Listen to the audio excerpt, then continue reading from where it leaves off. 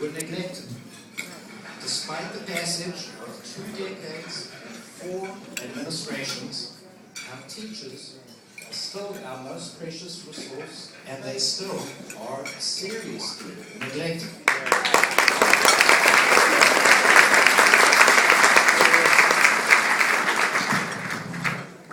When our next winner went to history classes in his school, his experience was probably similar to many of our own.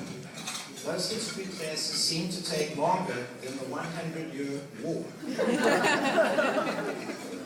He resolved that his own classes would never be that way, and it is clear from all the students that he teaches that they are not. Students entering his classroom cannot help being infected by his enthusiasm and creativity. They never know what to expect in his classroom. When he's teaching the Second World War, they may arrive to find the desks and the classrooms rearranged to look like the trenches, so that they can get a small feel for what it may have been like in there.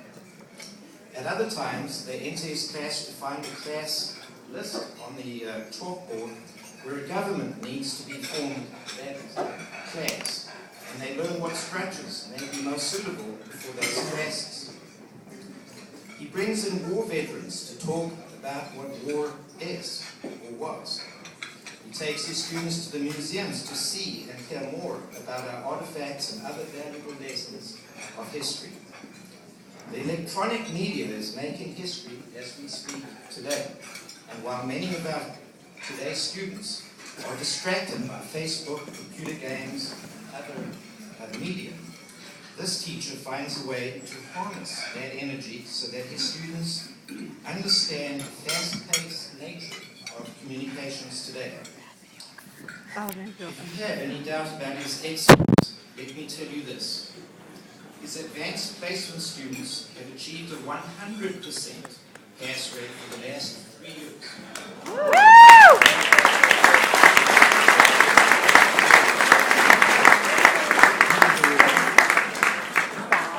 He does so much outside of school, it would take too much time tonight, and it's too late in the evening to list them all here. And to conclude, I want to quote from one of his current and former students. This is the current student I'll quote from. Within the first week of school, the class that everyone was dreading was the class that everyone looked forward to. And from a former student, I am now 21 and was schooled in private British schools, Brazilian schools, and other American schools. This advanced placement schools revealed him to be the very best teacher I ever had, and not just in history. The selection committee of the trust again struck gold in their selection of this man, and you will hear more from him, so please join me in congratulating Jesse Hansen of San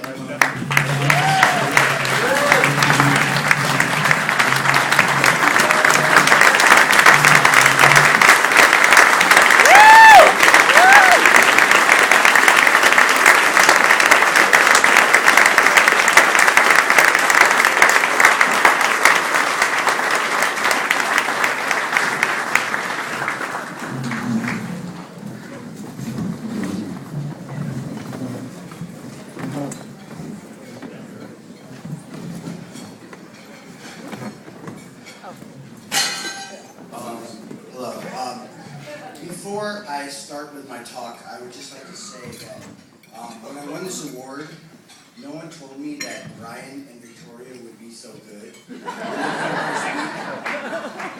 So I feel like it's a little bit unfair.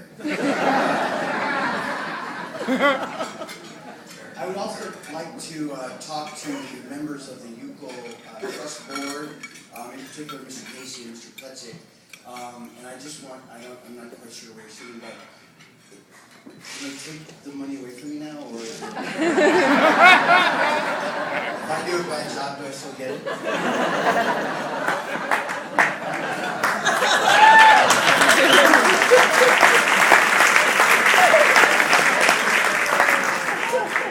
Alright, I'm going to try to talk fast. I have more to say than you probably have the patience for, but let me do my best very quickly. I I want to start off with a few thanks. There's a lot of people to thank. I'm going to say them as quickly as possible. I appreciate so much that you're here. The first, I want to talk about the Eukel Trust. And I just want to point out that one of the issues of being a teacher is you work day in, day out. It's a very difficult job. And I know that one of the goals of the Eukel Teacher Trust is to make sure that teachers realize that they're valued. And I really want to impress upon the board members and, in the memory of Mr. Eukel, as the best I can to give you a sense of how much this has been for me. I teach in a community, and I have hundreds of students and their parents, and this has given me, this glowing feedback from other people. And so I'm very appreciative of that. I hope you are aware of what it means to someone to be recognized. I would also like to give...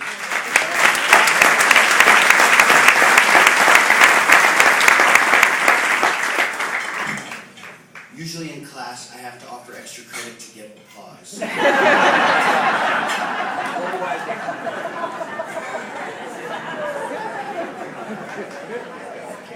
I would also like to give a very quick thanks to the administration at my high school, San Ramon Valley High School. I don't have time to say everything that I would like to, but I would like to recognize the administration, Mr. Joe Nora, Scott, I was trying to think of a way to tell them how much they meant to me, and the best thing I came up with was to say that when I get to school, I'm always aware that my only focus, I'm there at 6:30 in the morning, I'm thinking about the best possible lesson, and I'm thinking about the best way to give information to the students, and I realize that the fact that I'm not thinking about all the other stuff going on is a tribute to their skill and competence so that I can focus on the students.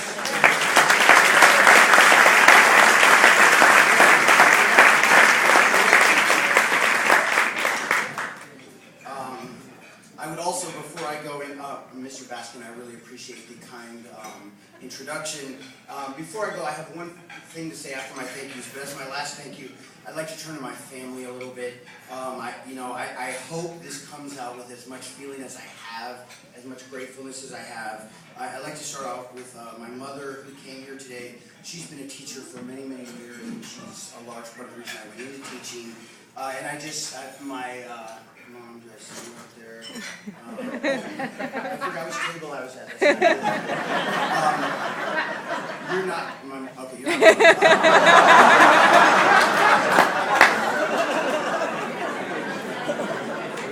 But you look like you're kinder than my mother.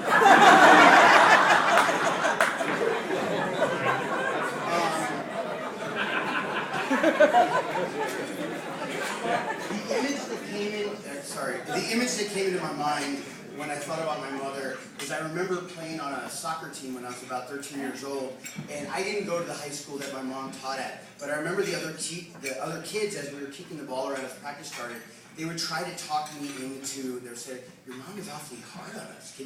Is there anything at home you can do to kind of, you can't get away with anything in that class. And my reaction was kind of like, shh. She may be around here. Let's you think it's bad in class, you have no idea. Mom, I love you. I'm joking. You're my inspiration. Thank you so much.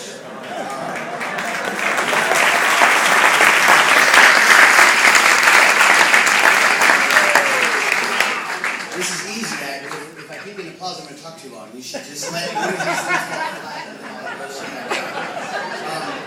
The final one is I want to honor my wife, Laura. I'm going to do my best here. It's a little bit hard for me to share some of the emotions I have about my wife, so I'm going to do my best, and I'm going to try and do it short. I can say some of the platitudes. You are the love of my life. I was blessed in having met you, and the sort of statement I want to make to you is I remember a long time ago in a Valentine's Day card that I wrote to you, I said that if I were to be born again, I would just be waiting until I met you.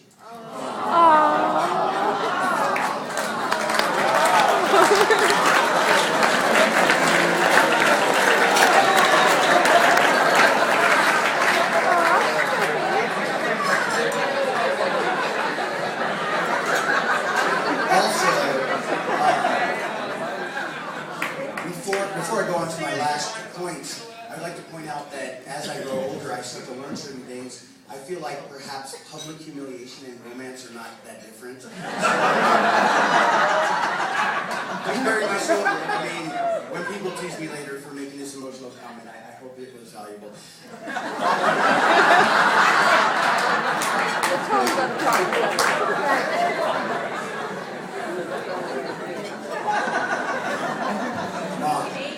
I told you I should have another glass of wine. I didn't think it was a good idea. All right, the last thing I'll say, and I mean, I have wonderful people here. I don't want to take up all your evening. When I was trying to think of what I had to share with you about the teaching profession, I've been a teacher for 12 years. I wrote out a few different things, and to be honest, I wasn't really happy with them. I had these big, ideas. I will tell you what the problem with education is, and we will leave enlightened. And to be honest, when I looked at them, they weren't anything that I thought would do that. So what I ended up settling on is, I wanted to try and give you an idea of the moment that a teacher can have that will be, that makes it all worth it. And some of you out there are teachers, and the rest of you, I think you might be able to recognize this in its form in your profession. I will try to tell this quickly. I'm going to do my best to give you the setting for it. So the story I'm telling is from a couple of years ago, and near the end of the year in my European history course, I had asked students to do some work on current events in Europe. And as part of it, I said, you don't know much about it, let me try to help you out. And I brought in a series of political cartoons. And I said, let's, before we get into the hard work, let's analyze this. Let's see if we can get some sense of what Europe is like today. And I was going through the political cartoons with students, and I was explaining them and asking for their feedback. And one particular political cartoon, as I explained it, the time period that I was explaining it was right after the Tunisia Arab Spring uprising. It was very new. And I had a political cartoon that I thought was really cool, and it was the image of an iPhone. But the iPhone was gigantic. It was on a brick wall, and it was 10 feet high. And there was another image that was meant to represent what I believe to be a sort of stereotypical Arab tyrant. And the Arab tyrant was walking by this wall with a giant iPhone on it. And the iPhone read the message, and I'm going to do my best to give the exact phrase, I don't remember. It was something like, Facebook is watching you. And so as I flipped to it, I talked to my students. I said, what do we know about Arab Spring? Are we aware that there's an uprising there? Are we aware of the role of social media? Some students yes, some students no. And so after we talked for a minute or so, I started to flip on to the next political cartoon. And a student raised his hand. And I said, before I go on, did you have something to add? And he said, and I will never forget it, he said, George Orwell was wrong. And I kind of looked at him, I said, I'm not really sure what you're talking about. And, but I'd love to hear it. I mean, we mentioned George Orwell in the class. Can you please, explain what you mean? And he said, and I'm going to do my best to paraphrase what he said here. He said, well, in this course, we talked about World War I, and we talked about the fact that there were millions of people who were ground into, or killed basically in the trenches because of the industrial technology.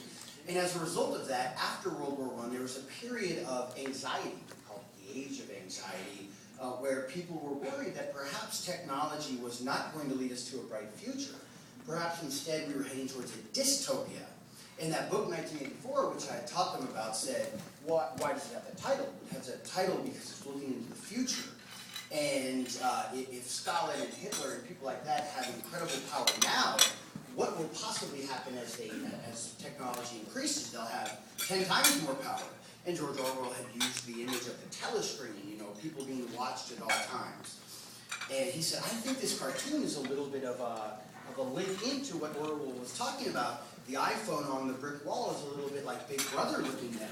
And the Arab tyrant here is sort of cringing. And I was very impressed. I said, wow, that's a magnificent insight. Thank you for sharing that. And I said, but could you finish your thought? You said Orwell was wrong. And the student continued and said, well, it seems to me that Orwell's point was that as technology becomes more and more advanced,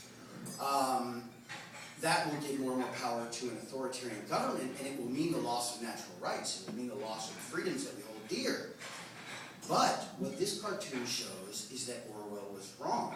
And in fact, the rise of social media, the rise of the iPhone, actually had the opposite effect. And instead of you having an authoritarian dictator with power to keep tabs on all of society, instead you had a society with social media in their own pockets.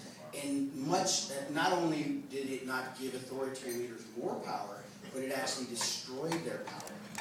And when he was done, I was like, well, I taught you.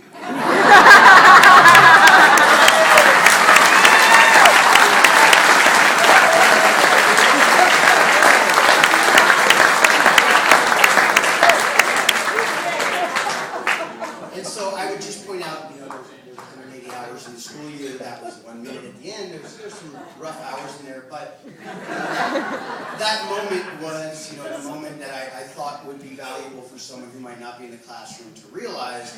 And as the other kids leaned over and patted him on the back, wow, you knocked it out of the park. That's the moment. That's why I'm still in the game. I should quit while I'm ahead. I appreciate it so much. Thank you.